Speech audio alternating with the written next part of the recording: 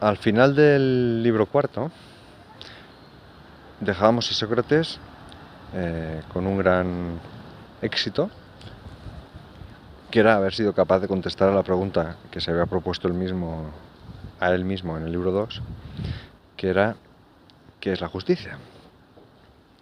Digamos que había conseguido ofrecer un concepto de justicia, una idea de justicia, mucho más compleja, más rica que la que había ofrecido Trasímaco en el primer libro.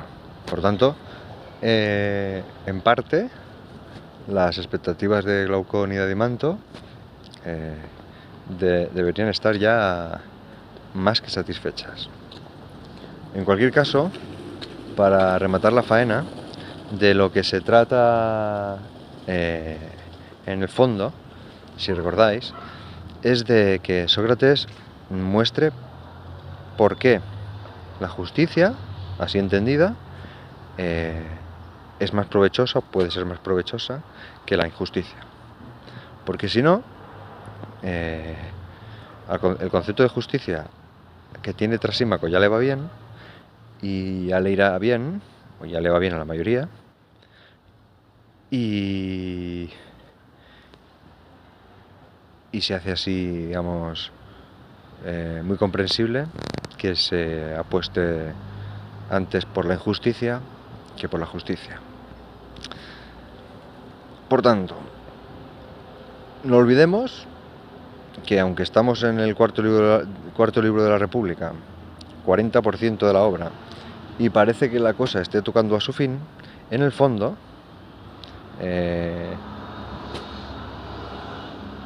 a Sócrates aún le falta responder la pregunta más importante, que es ¿por qué la justicia es más útil, cunde más que la injusticia? Y de hecho, ya al final del libro cuarto, en las últimas líneas, se dispone a empezar a contestar a esta última y definitiva pregunta. Y con esas nos lo encontramos al principio del libro quinto. Pero en ese momento, Adimanto y Glaucón le van a plantear a Sócrates una serie de dudas referentes no tanto a cómo ha explicado las virtudes del Estado y su aplicación al caso del alma individual, sino a ciertas peculiaridades del Estado ideal que Sócrates ha ido dibujando. Por tanto, de alguna manera van a frenar el argumento de Sócrates durante un tiempo y le van a pedir que les haga algunas aclaraciones sobre ese estado ideal en el que se sostiene toda la argumentación de Sócrates. Durante este libro se van a tratar de esta manera tres grandes cuestiones o tres órdenes de cuestiones referentes a ese estado ideal. En primer lugar, algo que podríamos denominar la cuestión del feminismo del estado ideal, por utilizar términos modernos y polémicos. En segundo lugar, se van a tratar una serie de cuestiones relacionadas con una cosa que ya hemos comentado, que es el comunismo, un cierto comunismo de ese estado ideal. Y en tercer lugar, y ocupando la mayor parte de este tercer libro, por lo menos toda su segunda mitad, se va a tratar, se va a intentar de caracterizar mejor el tipo de persona que tiene que ser el gobernante, o a qué tipo de personas están llamadas a pertenecer a la clase gobernante en el estado ideal socrático. Por tanto, ya tenemos el mapa del recorrido del quinto libro de la República. Entonces vamos a ello por partes. En primer lugar, ¿a qué me refiero con esto de la cuestión del feminismo del estado ideal? Bueno, Sócrates, aunque no lo habíamos comentado aquí, cuando caracterizaba la clase de guardianes y por extensión a la de gobernantes, no solo no hacía distinción de género, es decir, no especificaba si a esa clase, repito, de guardianes y de gobernantes debían pertenecer hombres o mujeres, o hombres y mujeres, sino que parecía dar por hecho que no iba a haber en principio ningún tipo de distinción de si a esa clase, de si para esa clase eran seleccionados hombres o mujeres. Por tanto, y eso es lo que Adimanto y Glaucón le van a pedir que aclare a Sócrates. Por lo tanto, digo, en principio, tanto hombres como mujeres, en el estado ideal, podrán ocupar las plazas de guardianes y de magistrados. Cosa que, a oídos de un griego del siglo IV a.C., llama poderosamente la atención. Recordemos que en la Atenas clásica, a la que pertenece, en la que vivieron Sócrates y Platón, las mujeres no tenían siquiera el estatuto de ciudadanas. Es decir, no podían ser propietarias, no podían ir a la guerra y por tanto no podían participar en las instituciones democráticas. Por tanto, que ahora Sócrates esté planteando un estado en el que las mujeres pueden hacer tanto ir a la guerra como tomar decisiones políticas, en tanto que gobernantes, llama poderosamente la atención, escandaliza. A Glaucón y a Adimanto les escandaliza menos porque, como buenos acompañantes y como acostumbrados a Sócrates que están, pues están, digamos, curados de espantos. Pero el caso es que no lo dejan pasar por alto, no dejan pasar por alto esta cuestión y piden a Sócrates que intente justificar esta no distinción de género, este, digamos, feminismo. Además, intentan girarle a Sócrates las razones que había, algunas ciertas razones que había dado durante su argumento, aduciendo que, digo esto a Adimanto y Glaucón, aduciendo que si se había dicho que en el estado ideal cada parte de la sociedad, cada individuo debía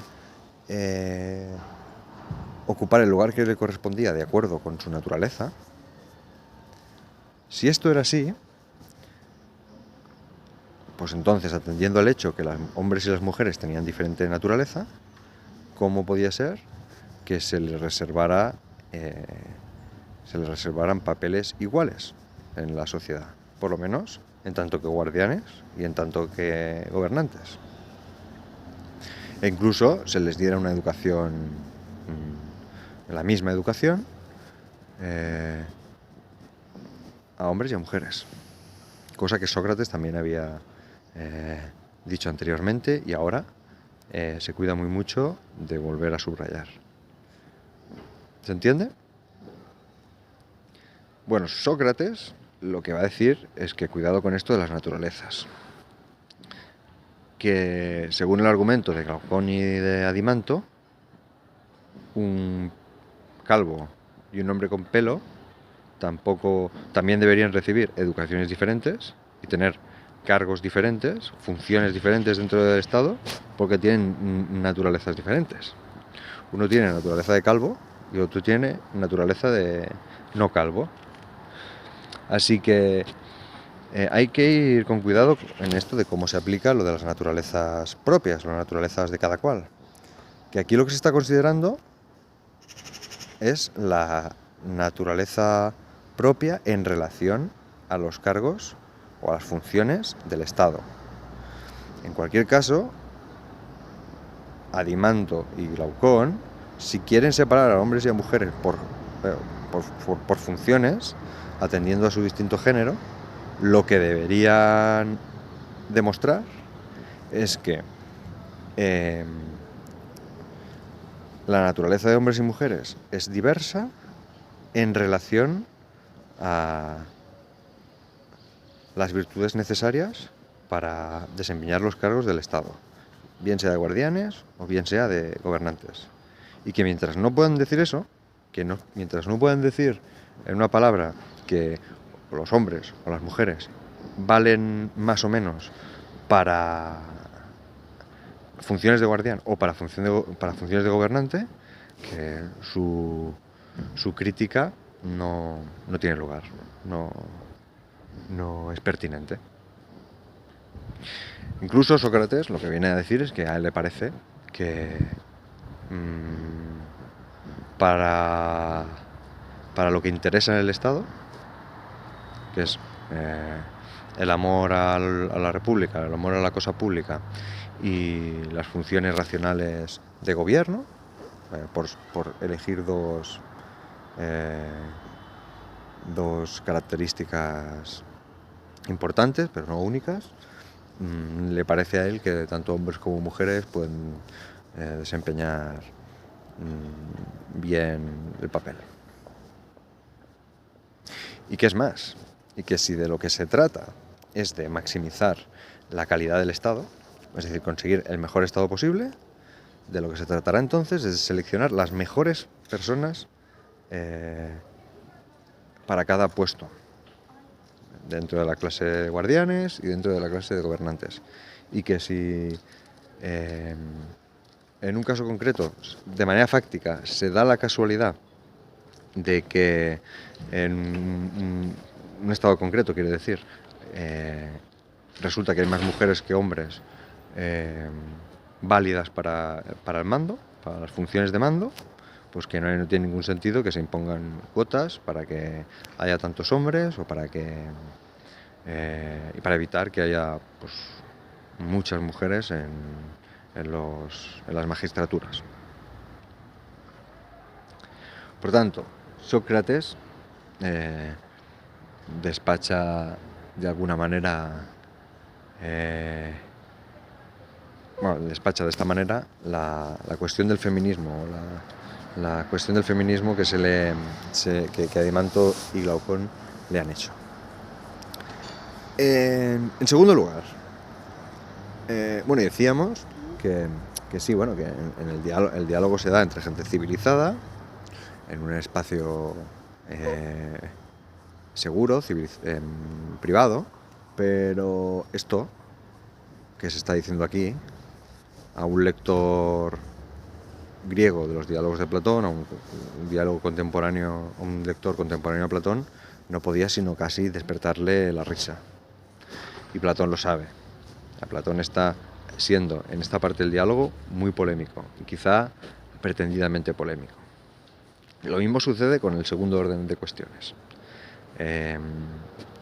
Se vuelve a insistir en Sócrates sobre qué pasa con esto de la vida comunitaria, que esto es una cosa difícil de asimilar para la época, para la griega y para la nuestra realmente. Recordad que Sócrates, no para todos los ciudadanos del Estado, sino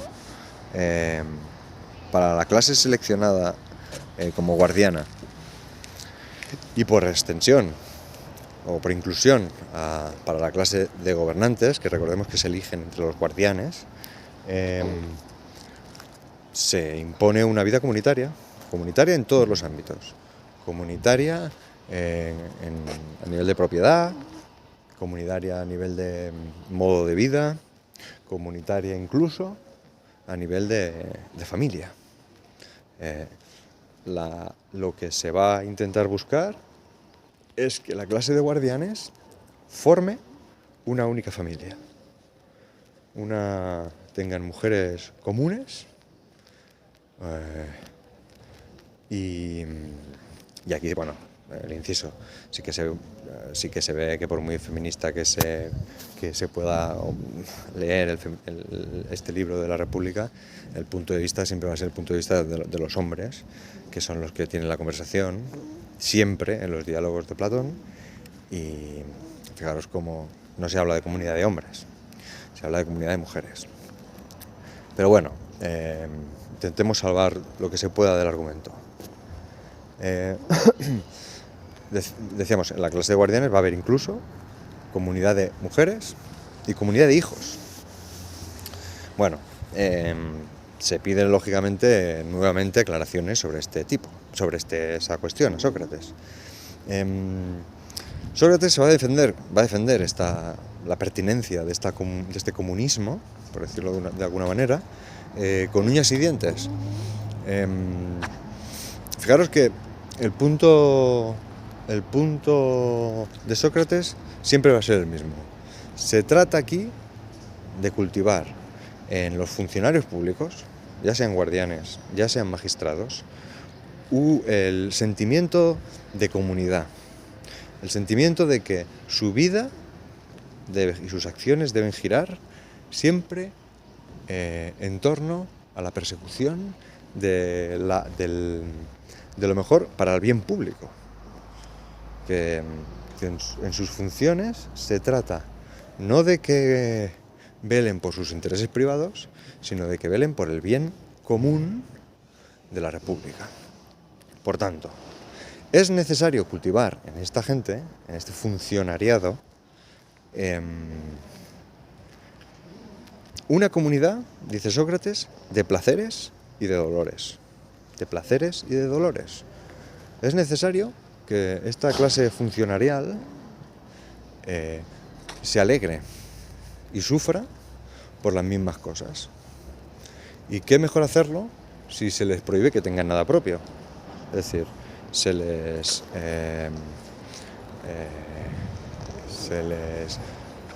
retira toda propiedad privada, por tanto no tendrán propiedades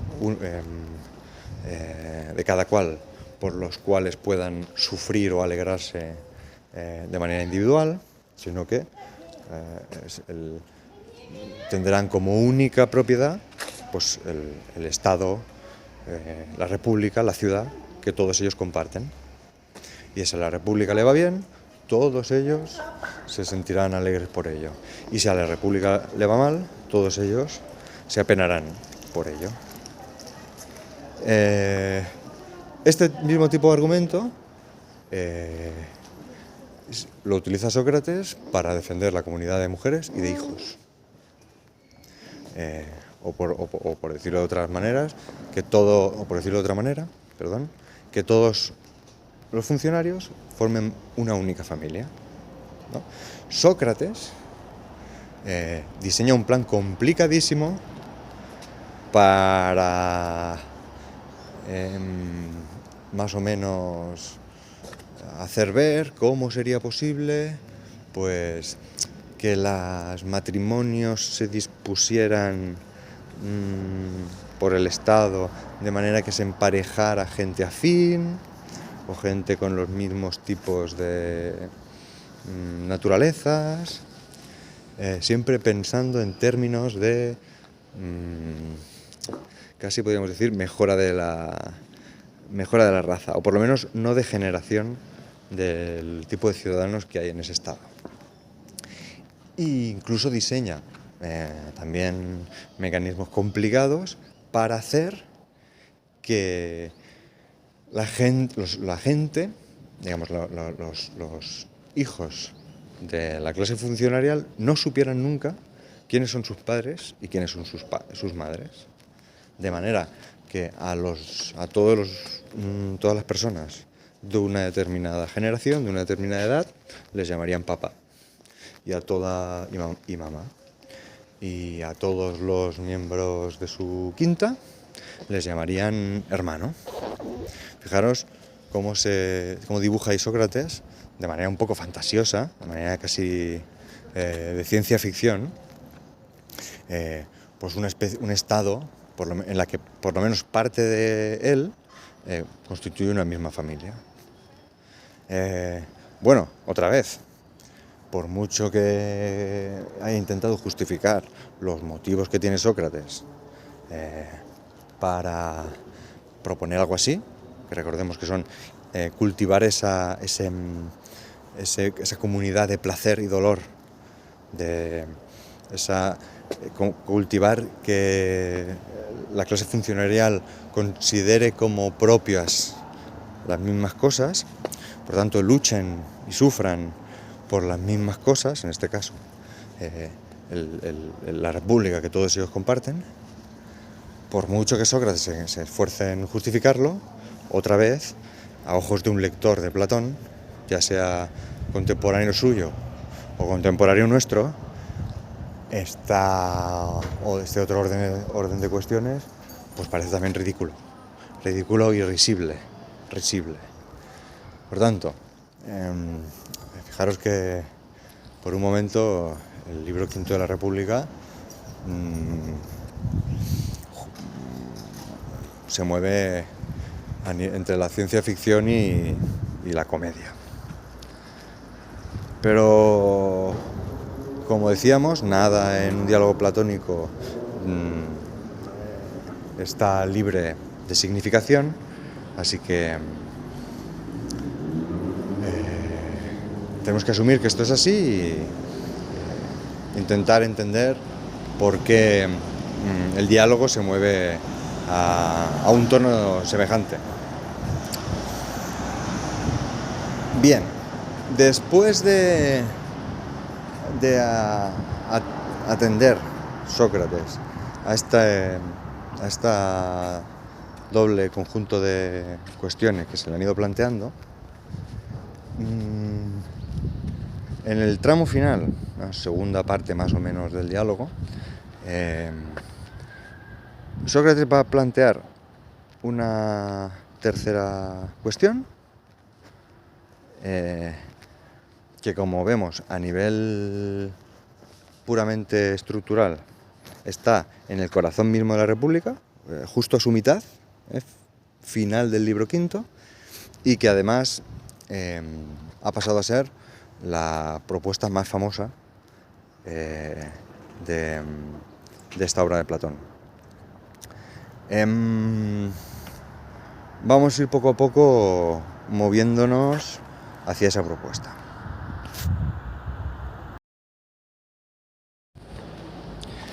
Bueno, decíamos que tanto este feminismo,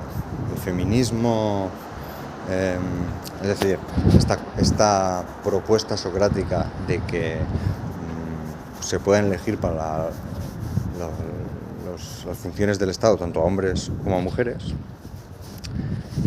como la cuestión de la comunidad de bienes e incluso la comunidad familiar que se propone en la República, para un griego eran cuestiones absolutamente absurdas, o sea, absolutamente loquísimas.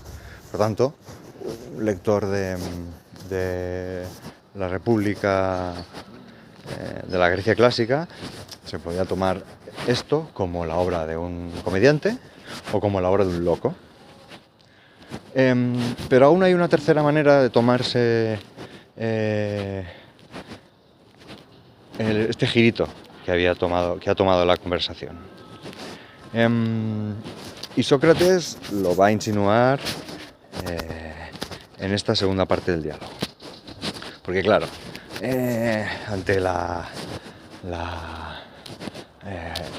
escándalo que provocan estas propuestas, ya en Adimanto y Glaucón, que son gente, pues más o menos acostumbrada a la conversación con Sócrates, acostumbrada a oír propuestas de toda índole, pues si ya en este par, a este tipo de personas, las propuestas han causado tanto escándalo, uno se puede imaginar a cualquier cómo las podía recibir cualquier hijo de vecino. Así que Sócrates no puede desatender la cuestión de si estas propuestas, por mucho que estén bien o estén mal sobre el papel, por mucho de si serían deseables o no sobre el papel, de si efectivamente son o no posibles, es decir, si son realizables. Es decir, centrándonos en la segunda cuestión, que de acuerdo, le podemos decir a Sócrates, quizá es necesario que para que en un Estado, por lo menos la clase funcionarial, no sea corrupta, no mire cada cual por lo suyo, que todos ellos no tengan propiedades, ni siquiera familia, y sientan como su única propiedad el Estado, y como su única familia el resto de la clase funcionarial. De acuerdo. Esto puede ser deseable. Puede ser que en una sociedad así el Estado funcionara perfectamente. Es más, puede ser que un Estado solo pueda funcionar perfectamente si se da una tal clase funcionarial. Ahora bien, eso es una cosa, y otra cosa es de que eso en algún momento de la historia sea posible, de si eso pueda ser realizado en alguna sociedad posible, en alguna sociedad real, existente. Y a esto, Sócrates, ¿qué nos tiene que decir? Pues bien, lo que Sócrates nos tiene que decir es lo siguiente. El Estado que nosotros estamos diseñando, y que llevamos ya unos cuantos libros diseñando, es un Estado ideal. Es decir, de momento existe solo en el pensamiento. Existe solo, perdón, no en el pensamiento, existe solo como idea. Es una idea que hemos tenido aquí y que venimos comentando, buscándole una cara u otra y un poco entreteniéndonos con ella. Esa idea, como nosotros ya vamos viendo que pinta bien, por lo menos, que hemos podido decir que reúne criterios, o sea, reúne las virtudes de justicia, de sabiduría, de templanza y de valentía. De eso se encargó el libro anterior. Una idea así ya vale la pena por sí misma. Es decir, dice Sócrates, el estado ideal, exista o no exista, ya vale la pena por sí mismo, ya es bueno por sí mismo. Hoy en día podríamos decir que estamos hablando de una utopía. Una utopía es algo que está fuera de todo lugar, que solo existe en algún sitio indeterminado y que vale por sí misma. Vale por sí misma. ¿Por qué es bueno el estado ideal? ¿Por qué es bueno el estado aunque solo sea una idea? Bien, pues dirá Sócrates, porque sirve como paradigma. ¿Qué quiere decir eso? Pues que sirve para criticar los estados realmente existentes. Es decir, hemos diseñado, aunque solo sea como idea, un estado que hemos visto que es justo, que es sabio, que es valiente y que es moderado. O que por lo menos puede, si la cosa se organiza bien, reunir todas esas características. Ya sabemos, ¿no? Sobre un estado dibujado así como en el papel, ya sabemos decir qué quiere decir que un estado tenga justicia, que un estado tenga sabiduría, etcétera, etcétera, etcétera. A eso se dedicó el libro anterior. Por tanto, esta idea, este estado ideal, el estado socrático paradigmático, nos puede servir para ver si los estados reales, si cómo los estados reales van de justicia, van de valentía, van de sabiduría y van de moderación, por comparación con esa idea del estado socrático. ¿Se entiende?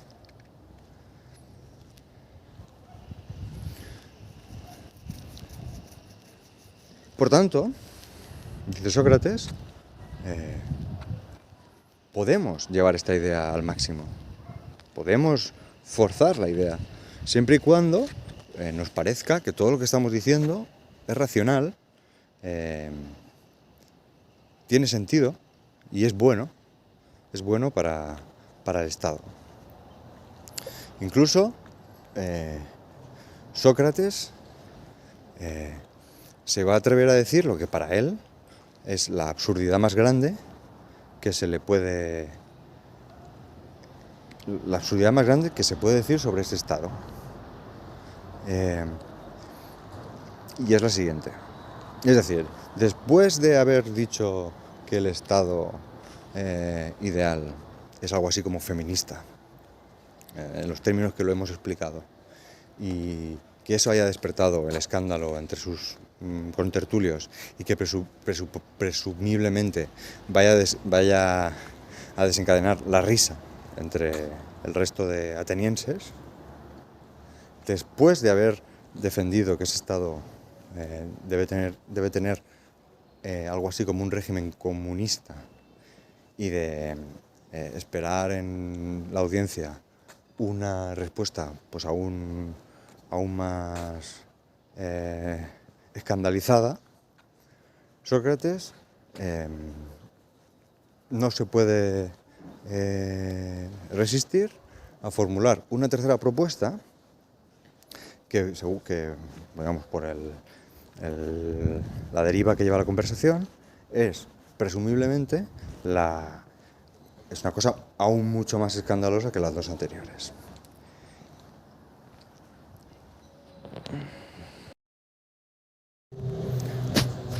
Pues esa tercera propuesta, que se ha convertido en el punto más recordado de la República de Platón, que como vemos es un texto largo y en la que se acumulan muchas propuestas. Bien, pues la más recordada de todas ellas es la siguiente. Nos dice Sócrates: ya que nos preguntamos por la realización del estado ideal, es decir, ya que nos preguntamos ya que me preguntáis por si este estado que yo estoy aquí describiendo es solo una paja mental o en algún momento puede existir en un territorio real con ciudadanos reales. Pues bien, para que este estado ideal exista, se deben dar cualquiera de estas dos condiciones. Es decir, no va a ser posible que exista un estado, que el estado ideal se encarne, exista realmente, si no ocurren cualquiera de estas dos cosas. O bien que los gobernantes, es decir, los magistrados, los que están al cargo del Estado, en su cúspide, o bien que toda esta gente se conviertan en filósofos, o bien que los filósofos, a su vez, se conviertan en gobernantes. Es decir, que los reyes del Estado sean los filósofos, o que los filósofos se conviertan en los reyes del Estado. Pues bien, esta es la tercera propuesta, que ya vemos era la más polémica y la más ridícula de las tres. Pero por supuesto, esto no se lo ha sacado Sócrates de la manga. Podríamos pensar maliciosamente que, claro, Sócrates es filósofo, o bien Platón, que es quien escribe, es un filósofo, tiene ambiciones políticas, como las tenía efectivamente, y que, ¿no? Uno más uno, dos, ¿no? Si él es filósofo, pues su propuesta definitiva, aquella que está en el corazón de la República, es que los filósofos tienen que mandar. O la casualidad, Platón es filósofo, por tanto Platón debería mandar en Atenas. Y que si Platón hubiera sido un autor de tragedias, pues hubiera dicho que son los trágicos los que tienen que gobernar el país. O que si Platón hubiera sido un zapatero, pues nos pudiéramos esperarnos que en el corazón de la República hubiéramos tenido a Sócrates diciendo que el estado ideal nunca podría realizarse hasta que los zapateros no se convirtieran en gobernantes. Bueno, eso podría ser una lectura maliciosa o hasta cierto punto una lectura psicológica, ¿no? Atendiendo a las posibles razones más o menos ocultas, más o menos explícitas del autor de la obra. Pero nos tenemos que ceñir, como un comentario de un texto filosófico, a las razones que da Sócrates en el propio diálogo, ¿no? A las razones que da Sócrates en el propio diálogo a favor de esta propuesta que él reconoce es la más ridícula de todas. Pues bien, vamos a ello.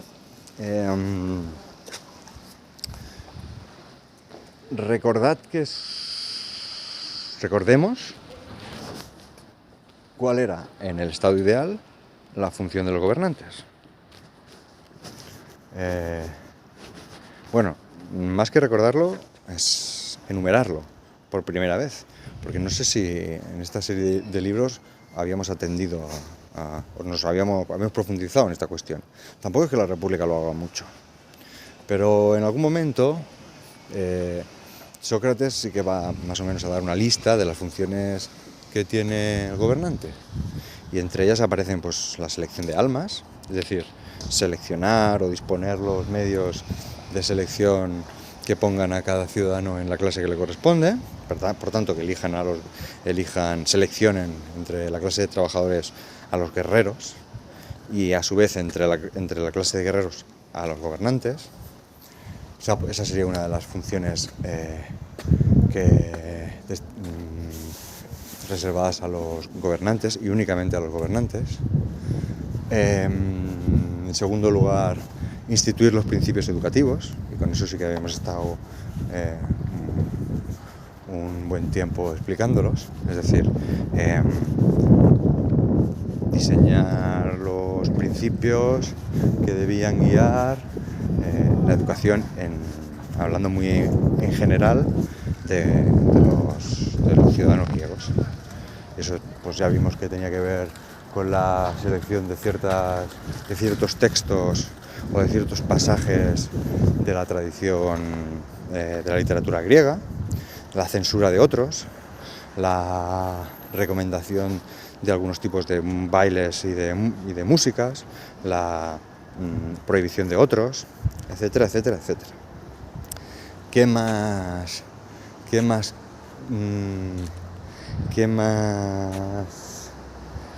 funciones previsiblemente se reservan a los gobernantes?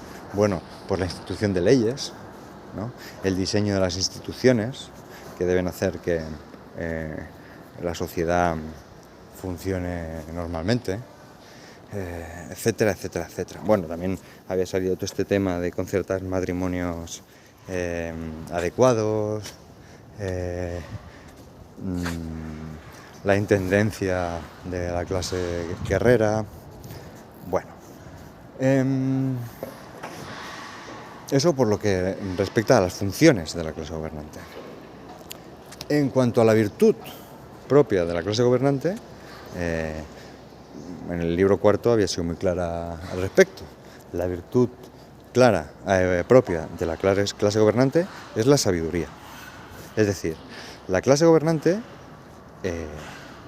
hará bien su trabajo cuando sea sabia. Es decir, la clase gobernante lo es, o lo debe ser, porque tenga un conocimiento, una sabiduría adecuada de lo político. Tenemos que formar a nuestras capas dirigentes el Estado ideal deberá formar a sus capas dirigentes para que tengan el mejor conocimiento posible de cuestiones políticas, de cuestiones relacionadas sobre qué es lo que está bien y lo que está mal en un Estado, qué es lo que le conviene y no le conviene a un Estado. Por tanto, fijaros que los gobernantes serán mejores o peores no por sus capacidades retóricas, es decir, por los buenos discursos que puedan componer, no por los buenos sentimientos que puedan albergar, o por lo bondadosos que sean, o por lo fieles que sean con su patria, que en el fondo también, sino sobre todo por su sabiduría que tengan, la sabiduría que tengan de cuestiones políticas, por su conocimiento, por su ciencia política. Por tanto, debemos elegir a los gobernantes que tengan, el Estado ideal debe elegir a los gobernantes que tengan mayor sabiduría. Sabiduría en griego se llama Sofía. Bueno, pues parece que los que más tendencia tienen a la sabiduría, los que mayor amistad tienen por la sabiduría, son precisamente los filósofos, los amantes de la sabiduría. Por tanto, no solo basta con el amor al bien público, no solo basta con quedarse en esas intenciones de amar a la República que se le había pedido antes al buen gobernante, sino que además ese amor a la República, ese amor a la cosa común, se tiene que concretar en un conocimiento adecuado del Estado, en una visión clara de los asuntos políticos. Y Sócrates lo tiene clarísimo.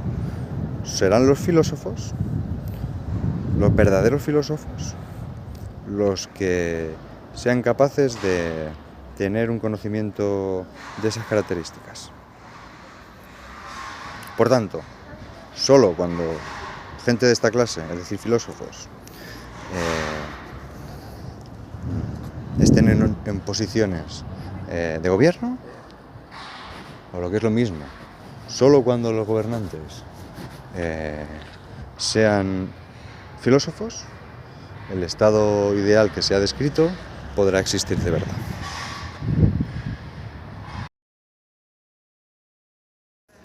Ahora bien, cuidado, porque como siempre sucede en Platón, y ya espero que lo vayamos notando ya, es uno de sus señas más personales. La cuestión siempre será, en cualquier asunto, distinguir cuál es la verdad, dónde está la verdad y dónde está la apariencia. O quiénes son los que de verdad son lo que dicen ser y quiénes son los que solo aparentan ser los que dicen ser. Esto ya lo habíamos visto en el libro 2 con la cuestión de quién es justo porque realmente lo es decir, quién es justo, podemos decir ya, porque tiene una alma justa, un alma dispuesta según esa armonía de partes que describimos en el libro 4, y quién simplemente es justo porque sigue unas determinadas convenciones sociales que le permiten, pues eso, tener una apariencia de justicia, pasar por justo. Y aquí, en este punto central de la República, nos volvemos a encontrar con el mismo problema, que es Sócrates mismo el que lo pone encima de la mesa. No se trata de que cualquiera que diga que es filósofo ocupe el puesto de rey del Estado, sino que todo pasa porque realmente, porque esos puestos de gobierno los ocupen los ocupen verdaderos filósofos, no filósofos en apariencia. Y para ello Sócrates, curiosamente, va a distinguir entre los filósofos, los amantes de la sabiduría, para los que sí está reservado el papel de gobierno en el estado ideal, va a intentar diferenciar a este grupo selecto de personas, por un lado, de otro grupo quizá más numeroso de personas que va a llamar, y que serán los falsos filósofos, que va a llamar los amantes no de la sabiduría, sino de los espectáculos. Por tanto, sí, Sócrates lo va a repetir, lo va a defender hasta la muerte. El estado ideal solo será realizable cuando sean los filósofos los que ocupen los puestos de gobierno. Pero él se está refiriendo a los filósofos, a los amantes de la sabiduría, no a los amantes de los espectáculos. Es decir, intentemos trasladar esto a lo que a mi entender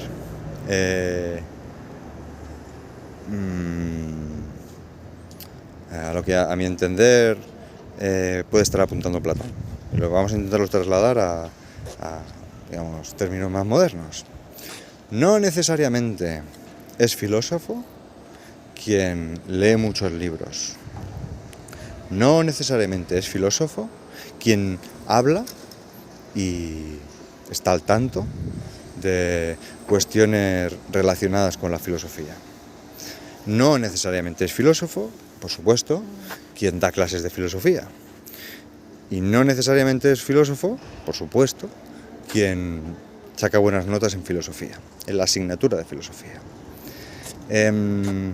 Los amantes de los espectáculos vendrían a ser un título casi,